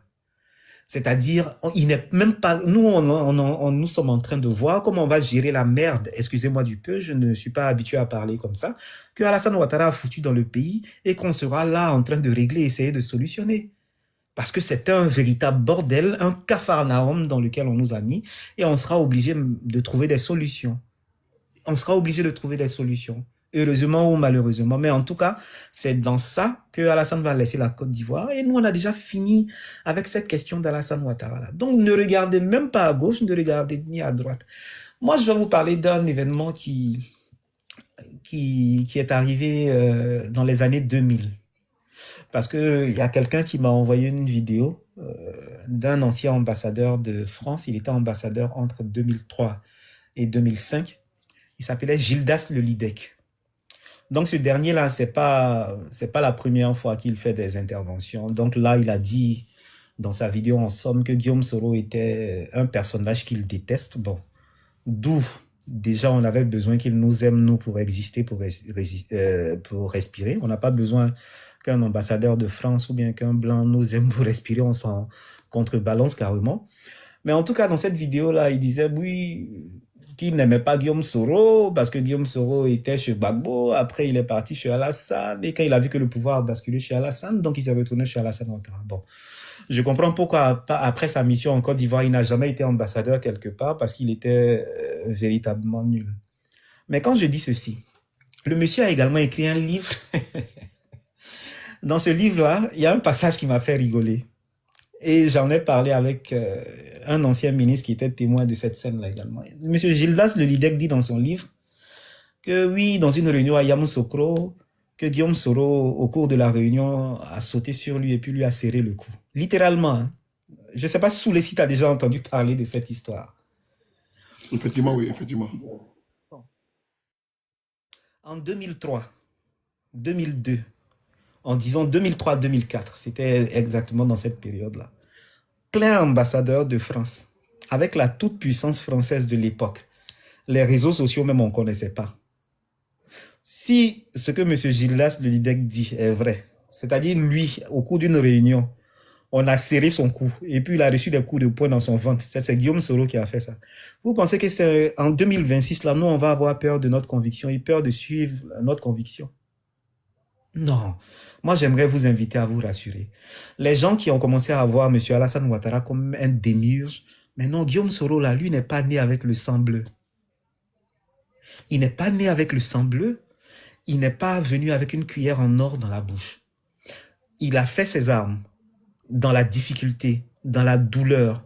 Je l'ai dit, quand il était étudiant, il y a des moments même, il avait le moins de flouze pour fêter les fêtes de fin d'année ou faire quoi que ce soit. C'est quelqu'un qui connaît les réalités des Ivoiriens, mais c'est quelqu'un aussi qui a appris à dire non. C'est inscrit dans son ADN. Quand il est avec toi, tout le monde lui sait cette loyauté-là chevillée à l'âme, mais quand il est contre toi, ou ce que tu fais là, il va toujours aller au bout. Ils le savent. Voilà pourquoi aujourd'hui, lorsque tu viens dire non, quand on fait une alliance ou bien on a un partenariat avec le PPACI, ils sont fâchés. Mais pourquoi ils ne décrivent pas les autres partenariats? Et puis c'est le partenariat de Guillaume Soro et puis du président Laurent Gbagbo qui vont venir décrier. Mais c'est justement, c'est parce qu'ils savent que c'est ce partenariat-là qui peut mettre la Côte d'Ivoire sur le bon chemin. Mais en mettant la Côte d'Ivoire sur le bon chemin, c'est de dégager le RHDP, tous ces prévaricateurs de deniers publics, tous ces voleurs à col blanc, tous ces bandits de grand chemin qui sont là. Mais c'est clair. Ils le savent. Donc, moi, je vous invite à continuer le combat. À continuer le combat, tout simplement, à vous concentrer sur l'essentiel. C'est-à-dire, moi, je regarde quelques atermoiements, 2 tendus, 3 pelés qui tiennent des déclarations ci et là. Bon, enfin, vous savez, une tempête dans un verre d'eau. Même pas une tempête, je vais dire quoi, un tourbillon dans un verre d'eau. Qu'on ne remarquerait même pas si ce n'était pas le verre qui tombe et qui se casse. Mais bon, concentrons-nous sur l'essentiel. Depuis combien de temps n'était-il pas venu avec les histoires sur la santé? Mais l'histoire sur la santé de M. Guillaume Soro, ça ne vient de nulle part que de M. Téné Birahima Ouattara. C'est lui qui l'a dit dans sa propre bouche. Il y a eu des témoignages où il est venu dire que Guillaume Soro aurait un passeport nigérien, un passeport diplomatique nigérien, que c'est ce passeport-là qui lui servirait à voyager pour aller faire. Mais tout ça, c'était des mensonges. Je peux comprendre qu'on soit obsédé par un être humain. Mais quand on est au moins dans l'obsession de quelqu'un, il faut essayer de moins de dire la vérité. Parce que à beau mentir qui vient de loin, quand vous avez fini de mentir sur la santé de Guillaume Soro, lorsque vous finissez donc de dire qu'il est mort, ben, il faut féliciter les services de Guillaume Soro. Parce qu'on peut dire que les services de Guillaume Soro là sont des services tellement secrets que l'État de Côte d'Ivoire, avec son armada d'intelligence et tout ça là, est obligé de passer par des fake news pour avoir des informations.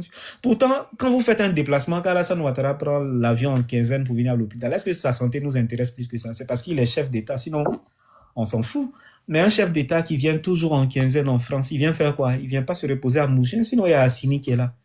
Mais quand il va dans les hôpitaux, nous, ça ne nous intéresse pas. C'est des pratiques qui ne sont pas des pratiques de Génération et Peuple Solidaire ou de Guillaume Soro. Voilà, ce sont eux donc qui vont scruter le moindre col qui dépasse de la chemise. Ils vont voir même s'il y a des poux sur des crânes chauves. Et c'est leur quotidien de parler de la santé des gens.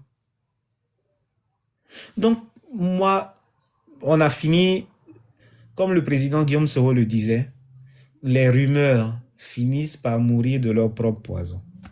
Ces 2 jours-là, je pense qu'ils ont eu un retour d'affection face à la mauvaise propagande qu'ils faisaient.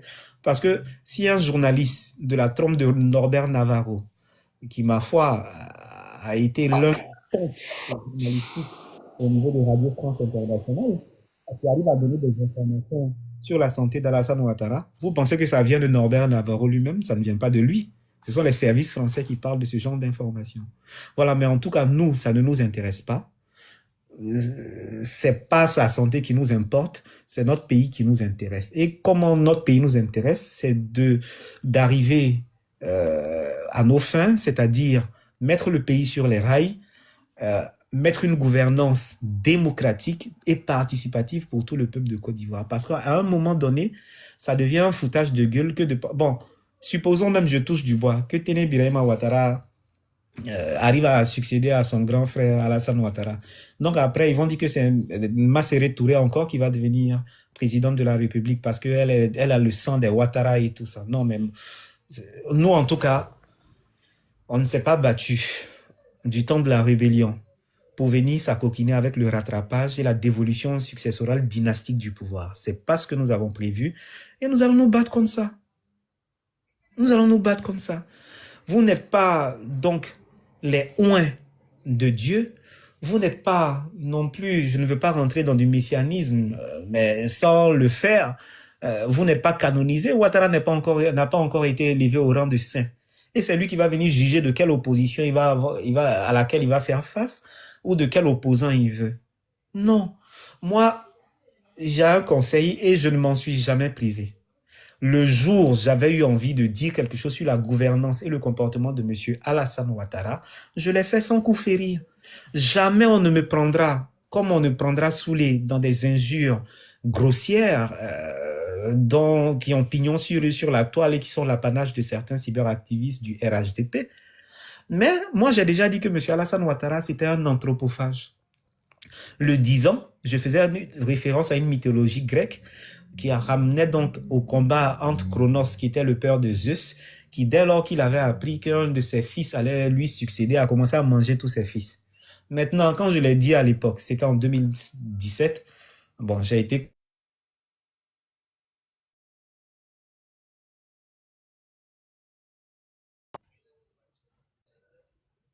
Mais est-ce que, après coup, ce que j'ai dit là, c'est pas vrai? Parce qu'on va demander où est Amadou Soumaoro aujourd'hui. On va demander où est Ahmed Bakayoko. On va demander où est Amadou Gon Coulibaly. On va demander à tous ceux qui... Bon, même s'il est vivant, on va demander aujourd'hui où est Adama Bictogo. Et bien heureusement qu'il est vivant, monsieur Adama Bictogo. On va demander à tous ceux-là Euh, mais pourquoi c'est Téné Birahima qu'on promeut aujourd'hui, à qui on fait la publicité? Donc nous, on s'est battus pour venir faire passe-passe dans la famille Ouattara. Parce que la famille Ouattara, là, c'est la famille qui nous vient de Dieu directement, qui est descendue par les chaînes comme la légende des Éotilés, qui nous racontait. Non, non, à un certain moment, je pense qu'il faut tout simplement sortir de ce genre de fadaise-là et se concentrer. Je vais terminer par ceci, Soulé, parce que tu m'avais dit que tu étais déchargé, et je l'avais entendu, et puis je vais laisser la parole Non, vas-y, vas-y. aux frères pour intervenir, pour éventuellement des questions. Tu sais, sur la question des armes dont tu as parlé tout à l'heure, c'est parce que nous-mêmes, souvent, on s'abstient d'aller à l'information. Pourtant, la connaissance, c'est l'une des rares choses qui grandit lorsqu'on la partage. Je pense que quand on tapera sur Google, il y a une de mes interventions que j'avais faite à l'époque, j'étais en Côte d'Ivoire, c'était sur Alpha Blondie FM. Et j'avais expliqué un peu ce qui se passait. Moi, après, quand je suis sorti de cette émission, j'ai vu que beaucoup de personnes ont tremblé, même à la radio Alpha Blondie, parce que les vérités qui sortaient là, c'était comme des drones Shahed que l'Iran envoie pour parler un peu de géopolitique internationale. Ce jour-là même, j'avais Alpha Blondie courir, venu me voir, il dit « Ah, mon fils, tu parles un peu trop fort. » Bon, ça c'était pour l'histoire. Mais attendez, ils ont détourné un embargo. On était tous dans le même groupe là pour détourner un embargo de l'ONU sur les armes pour aller acheter des armes et cette affaire-là impliquait un chef d'État français, des chefs d'État africains, et ils ont fait un détournement de l'embargo. Maintenant, après, pour faire entrer ces armes dans le circuit régulier de l'armée, c'était impossible, donc il fallait les cacher. Tu l'as si bien dit, il y a des membres du RHDP qui ont encore des poudrières, tout le monde le sait en Côte d'Ivoire. Non, ils ont des poudrières, et Alassane Ouattara avait connaissance bien de cette poudrière-là. Vous avez promis à des soldats qui, tout le long de leur vie, là, ne peuvent même pas économiser 20 millions de francs CFA, que vous allez leur donner 12 millions. Et encore, à cause d'une histoire de mévente du cacao, vous venez dire que vous n'allez pas leur donner. Mais ce sont ces mêmes soldats-là qui sont allés cacher les armes. Là. Ce sont ceux qui sont allés prendre les armes. Et là encore, quand ils ont commencé à prendre les armes pour se retourner contre vous, ils ont voulu mettre Guillaume Soro dedans. Guillaume Soro dit, votre affaire là, je suis pas là-dedans. Il y a un président de la République qui est élu. Il faut qu'on sorte du cycle de la violence, négocier et entendez-vous. Mais ce jour-là, lors des mutineries au premier, deuxième, troisième jour, Alassane Ouattara a pris son avion, il est parti au Ghana. Les soldats étaient en train de progresser en Côte d'Ivoire. Il n'y avait plus d'ordre protocolaire, ni du premier ministre Amadou Gon Coulibaly, ni du vice-président Daniel Kablan-Duncan. Eux tous avaient également pris la poudre d'escampette. Lui qui est parti au bas de l'échelle de Coupé, à l'aéroport, sur le tarmac, allait chercher Alassane Ouattara monter dans la même voiture que lui pour aller créer un cercle opérationnel pour discuter avec les soldats. Il s'appelle Guillaume Soro. Guillaume Soro va venir prendre le pouvoir d'Alassane Ouattara pour faire quoi avec ça? Mais il a toujours protégé. Mais référez-vous, cherchez. Lorsque l'ONU, parce que Soulé, c'est quelqu'un que j'aime écouter, parce que non seulement il est informé, mais c'est quelqu'un qui va, quand il a une information, mais il va creuser au fond de l'information. L'ONU s'était inquiété à un certain moment pour disant que oui, il y a une question d'armes et tout ça. Ils avaient eu écho forcément du détournement de l'embargo et des armes qui traînaient un peu à Abidjan. Ouais. Lorsqu'il y a eu cette affaire et qu'ils sont venus interroger M. Guillaume Soro, le porte-parole du gouvernement, M. Bruno Nabagné-Koné à l'époque, qu'est-ce qu'il a dit? Il a dit non, que c'est un rapport qui tombe en désuétude parce qu'on est sorti de la crise post-électorale, toutes les armes ont été recyclées et elles n'existent plus sur le territoire ivoirien. Pourtant, ils savaient tous la réalité. Et c'est quand elle se retourne contre vous-même, vous venez accuser M. Guillaume Soro. Mais ça va de soi.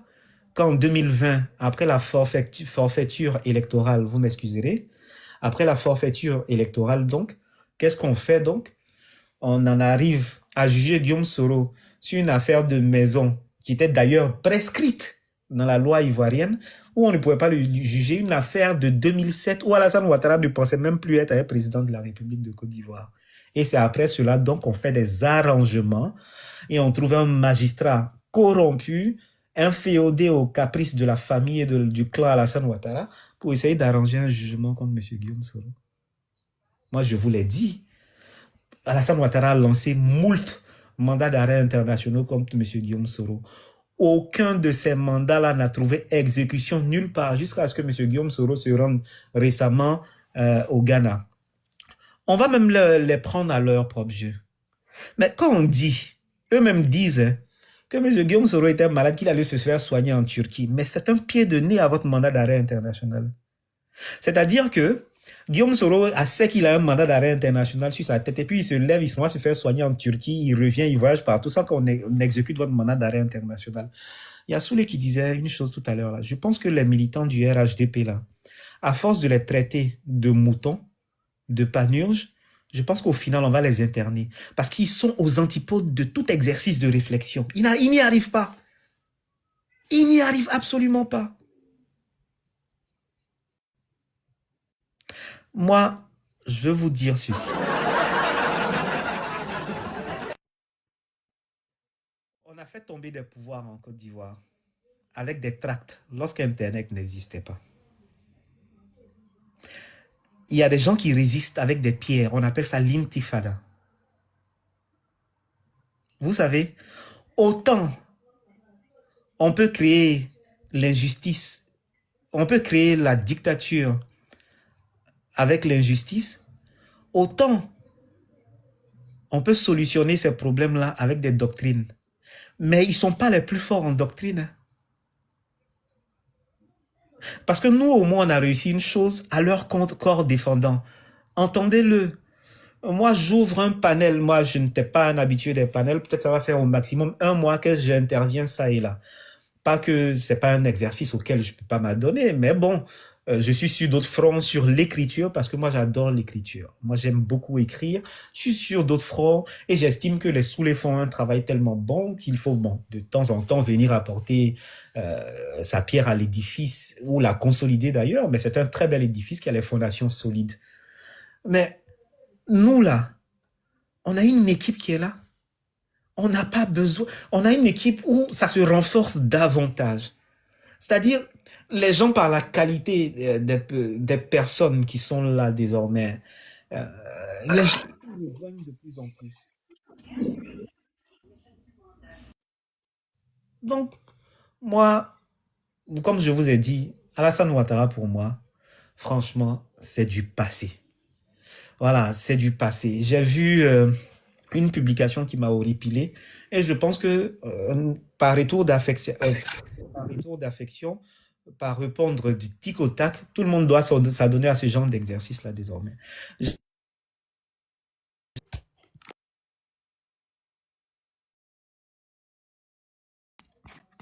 Vous m'entendez? 100%, 100%.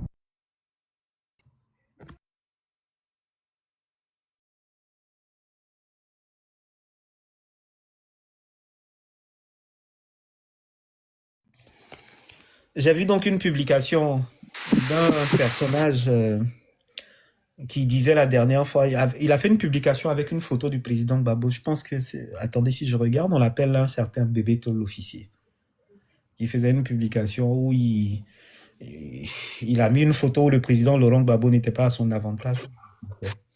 Mais passer l'indignation, parce que c'est un mal élevé, c'est un... Voilà, il a reçu certainement son éducation dans une jungle familiale. Mais passer l'émotion, on est en politique. Qui vous a dit que l'émotion, ça prévaut en politique? Sur le plan physique, prenez aussi, il y a des photos où M. Alassane Ouattara, où les organismes internationaux mettent M. Alassane Ouattara qui n'est pas à son avantage. Et puis, quand on va parler de gravure de mode, je ne pense pas que tu compares M. Alassane Ouattara quand même à M. Laurent Gbagbo. Mais prenez ce genre de photos. Lui aussi, il a des vilaines photos. On prend et puis on met. On va voir si ça fait mal. Si M. Laurent Gbagbo, ce n'est pas papa de quelqu'un.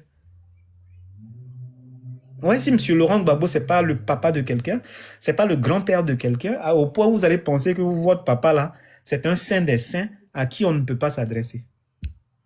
Arrivé à un certain moment, il faut comprendre que soit on fait la politique en restant des humains, mais si vous pensez qu'il y a des super-humains, il y a des méta-humains, et les autres sont des esclaves qui doivent s'agenouiller, se récroqueviller à vos moindres caprices et vos moindres désirs, mais c'est quelque chose que nous, on n'accepte pas. S'il pouvait faire quelque chose à M. Soulé de Paris, C'est en Côte d'Ivoire, dans l'espace des 322 463 km², qu'ils peuvent faire leur bévue en ce moment et encore pour plus longtemps.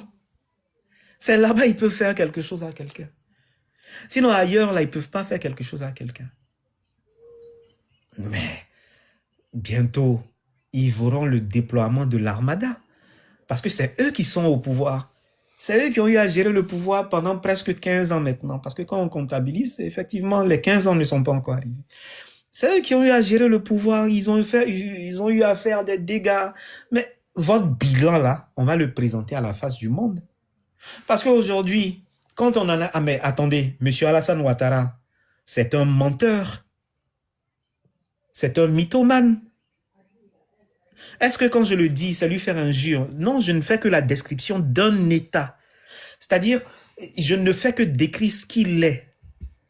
Excusez, il ne faut pas que les gens s'indignent ce soir pour dire non, que c'est un grand-père. Quand on a posé la même question à Mamadou Touré, il a dit que M. Laurent Gbagbo est en politique. Tant qu'il est en politique, on peut lui opposer ses faits. À M. Alassane Ouattara, donc, on va opposer ses faits. Comment se fait-il que les Ivoiriens, ils dorment dans la chaleur, dans l'obscurité, alors qu'ils payent leurs factures, alors qu'il y a 10 ans, en 2016, M. Alassane Ouattara, dans un charivari dont lui seul a le secret, était venu dire qu'il allait libéraliser le secteur. Il y a 8 ans, on nous a fait l'inauguration du barrage de Soubré, de combien de mégawatts. On nous en a vanté les qualités, que ça pouvait même apporter de l'énergie jusqu'en France. On nous avait parlé de ce barrage-là. Mais pourquoi ce barrage-là, 10 ans plus tard, ça ne peut pas donner d'électricité aux Ivoiriens? Mais quid donc de la libéralisation du secteur de l'électricité? Mais si depuis 10 ans, une décennie, ce monsieur avait fait ses promesses qui ne trouvent pas réalisation jusqu'à aujourd'hui, et les Ivoiriens continuent à souffrir, alors qu'on nous a dit qu'il y a 95% de couverture de l'électricité en Côte d'Ivoire. Mais M. Alassane Ouattara n'est personne d'autre qu'un menteur. C'est un prestidigitateur, c'est un vendeur d'illusions, tout simplement. Est-ce que ça, là, on est obligé de chercher de midi à 14h pour le comprendre? Non, absolument pas. Voilà, c'est eux qui sont au pouvoir, et ce sont nous, là, qui nous privons de les critiquer sur leurs faits d'armes. Est-ce qu'on a besoin? Mais quand on va les critiquer sur leurs faits d'armes, on découvrira ipso facto que ce sont des menteurs, ce sont des incompétents. Pour une question donc électoraliste, on est venu alors que les cours du cacao, la tonne était vendue à 10 000 $. Le Cameroun s'en est bien sorti parce qu'il y avait des négociations directes avec les multinationales. Mais aujourd'hui, pour une question de stabilisation, vous avez donné des tickets à nos parents planteurs pour le cacao que vous vendrez à 2800 francs pour une promesse électorale et aujourd'hui se retrouve à 1200 francs CFA.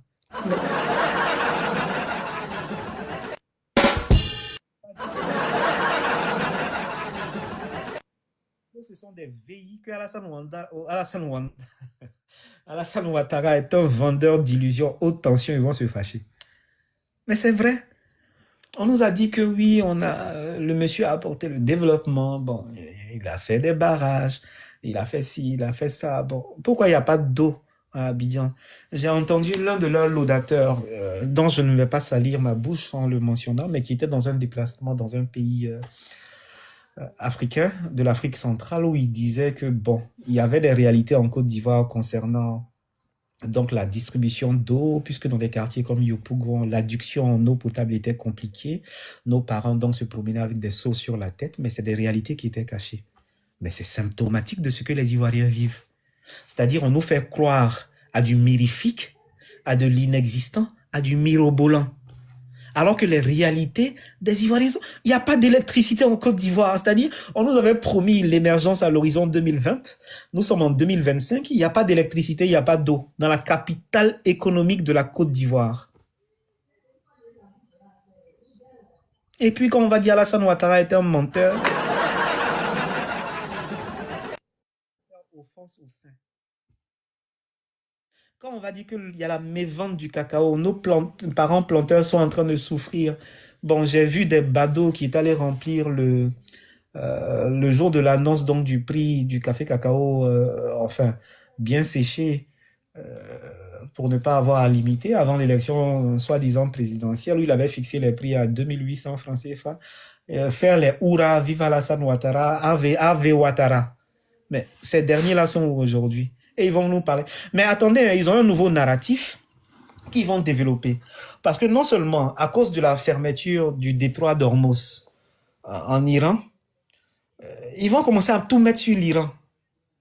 Lorsque on avait des problèmes... Bakongo a déjà dit ça, Bakongo a dit ça la fois dernière. Je n'avais même pas suivi. Donc, ils vont commencer à tout mettre sur l'Iran comme ils ont tout mis sur l'Ukraine. C'est de l'incompétence. Je n'ai jamais vu ça. Vous savez, avant, et je vais chuter sur ça, parce qu'il ne faut pas que je fasse comme Soulé. Soulé m'a fait attendre presque 1 heure. Je ne vais pas faire attendre les autres, mais il avait... Il faut parler. Il était très inspiré, j'ai beaucoup aimé. Soulé, c'est pour te taquiner. Vous savez, moi, quand on n'est pas dans la périphérie du pouvoir, on a l'impression que le pouvoir, c'est quelque chose de mystique, certes, il faut l'accepter, mais on a l'impression que c'est quelque chose de magique. Non. Vous regardez la gestion de votre famille et de votre grande famille, comment vous arrivez malgré les difficultés de votre maison à trouver des solutions, à faire du crédit, à emprunter de l'argent. Et quand vous arrivez à cette échelle-là, à vous en sortir, imaginez que vous avez une grande famille qu'on appelle la Côte d'Ivoire. Le pouvoir, c'est la gestion des ressources humaines. Quand on n'est pas un bon gestionnaire, là, c'est comme ça. On vient, on se retrouve la main dans le cambouis, on pense que sa main va se couper, on n'arrive pas à trouver les solutions. Depuis combien de... Mais je l'ai dit la dernière fois, mais c'était un blasphème même. Et on n'avait pas compris que Ouattara était sur le chemin de la déification et de sa sanctification personnelle lorsqu'il disait que lui, son slogan de campagne, c'était « Ado la solution ». Parce que depuis que Ado la solution est arrivé en Côte d'Ivoire, les problèmes se multiplient. Les problèmes grandissent à un rythme exponentiel. Le monsieur est dépassé. Ça même, c'est Dieu même qui est en train de... C'est-à-dire, il ne faut pas défier Dieu, il ne faut pas insulter l'avenir. Tu dis que tu es la solution. Tu étais derrière le mur, tu disais que le mur est penché. On est venu, on dit, tiens la truelle, tiens la pelle, mélange le sable, feuille et tout ça, le ciment est bien déjà. Ça, c'est les bases économiques de la Côte d'Ivoire. Le ciment est là. Bon, voici la truelle. Voici comment mesurer le mur. Il faut construire le mur. Tu construis le mur tombe.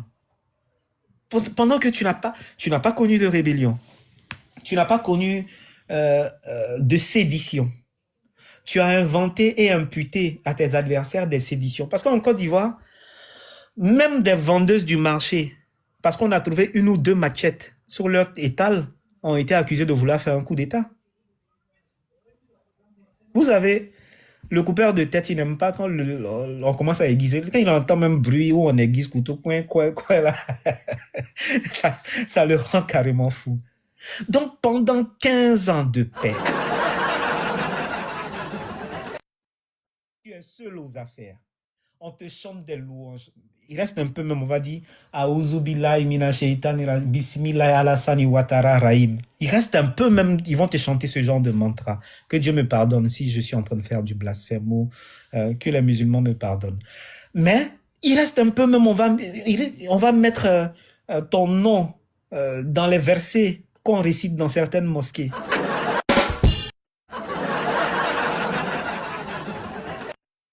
Rien solutionné. Moi, je pense que c'est Alassane Ouattara, c'est Dieu même qui a mis Alassane Ouattara à la tête, qui l'a maintenu à la tête de la Côte d'Ivoire, pour qu'il ait au final honte, pour qu'il comprenne qu'il n'est qu'un être humain, qui a 2 membres supérieurs, 2 membres inférieurs, qui a une tête comme tout le monde, et dans sa tête, là, on réfléchit. C'est tout ce qu'il faut comprendre au final. Parce que c'est ce qu'il est. Les gens l'ont déifié. Ils l'ont canonisé. Ils ont pensé que, bon, aujourd'hui, là, les militants du RHDP, entendez-moi très, très bien. Comment vous pouvez venir, parce qu'il y a plein comme ça que je vois, que j'entends. Et comment je parle là, je prends tout le monde à témoin. D'ailleurs, vous êtes nombreux sur cette plateforme. Vous le prenez comme vous voulez. Moi, je n'ai jamais demandé aucune assistance en France. Je suis militant de Génération Un Peuple Solidaire, proche de M. Guillaume Soro. Je n'ai jamais demandé aucune assistance en France quelque part pour dire non. Aller faire une demande d'aide. La seule fois même que je me suis fait soigner en France, mes dents, quand je suis arrivé, on m'a dit on peut prendre une carte de quelqu'un. J'ai dit non, je vais payer, je suis allé payer mes soins. Mais vous venez en France, vous dites que tout va bien au pays. Vous arrivez en France, vous demandez l'asile au nom de Guillaume Soro et vous vilipendez Guillaume Soro après. Mais on doit vous faire interner parce que vous avez un problème psychologique et psychiatrique pas tant. C'est-à-dire, est-ce que vous-même dans votre vie, là, ça peut marcher? Vous venez en France, vous demandez l'asile au nom de Guillaume Soro parce que vous prétendez que vous êtes un militant. Une fois l'asile obtenu, là, vous commencez à tourner votre veste pour aller quelque part. Mais ils sont nombreux comme ça, je les connais. Moi, je mets quiconque au défi, ce que j'ai dit là. Si j'ai une fois demandé assistante ou bien aide en France, dans aucun pays européen, ça n'existe. Dans aucun pays européen. Que ce soit l'OFPRA, que ce soit jamais de la vie, par la grâce de Dieu. Mais c'est vous là, vous allez venir nous insulter, vous comparer aux gens de Soro, les insulter, alors que vous-même, vous êtes en France là, vous avez papier grâce à Soro. Non, arrivé à un certain moment. Mais sous les Tchoué, Kader venir faire frapponnage ou bien? Kader, tu veux faire frapponnage? Pardon, doucement, Kader, pardon. Il faut remettre l'église au centre du village. Il faut remettre l'église au centre du village. That's true. I agree. On ne prend pas le train, ni à la même gare, ni sur le même quai. On ne s'assoit pas dans les mêmes wagons.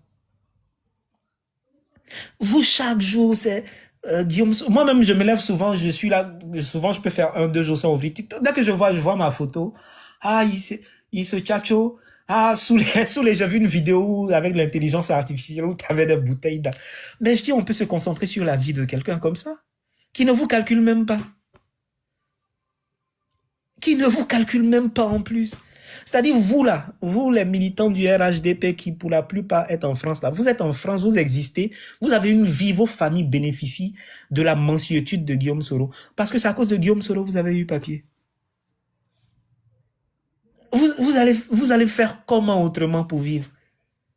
J'en connais plein. J'en connais plein. Moi, je ne suis pas venu demander asile en France. Je n'ai pas demandé papier en France. Mais on se voit, on se connaît. Quand je dis ce que je dis là, j'assume. Je n'ai pas demandé ça quelque part. Mais vous êtes là. C'est vous qui nous insultez. C'est vous qui dites ça.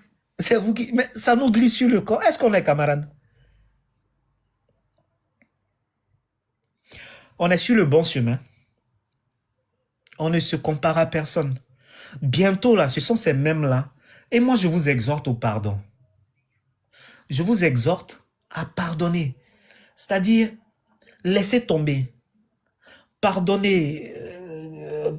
Pardonne-nous. Comme nous pardonnons à ceux qui... Enfin, bref. Je ne vais pas faire de messianisme ce soir. Mais pardonnons.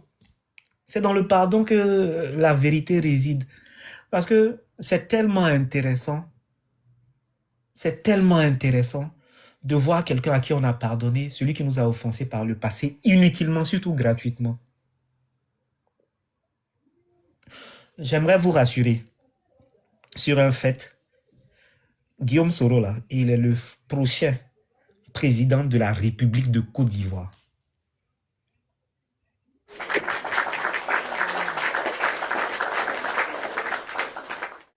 Ils le savent non seulement dans leur fort intérieur. Voilà pourquoi nous sommes combattus. Moi, je vais vous prendre un exemple.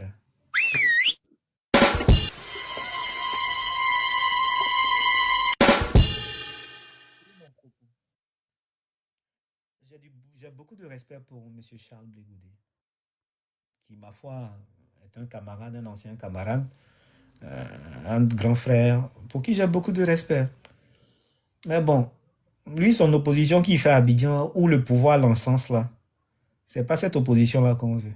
C'est parce qu'on sait que M. Blé Goudé, là, il ne peut pas arriver à les déranger qu'ils sont amis avec lui. Il peut aller donc faire son zouglou, faire des pas de danse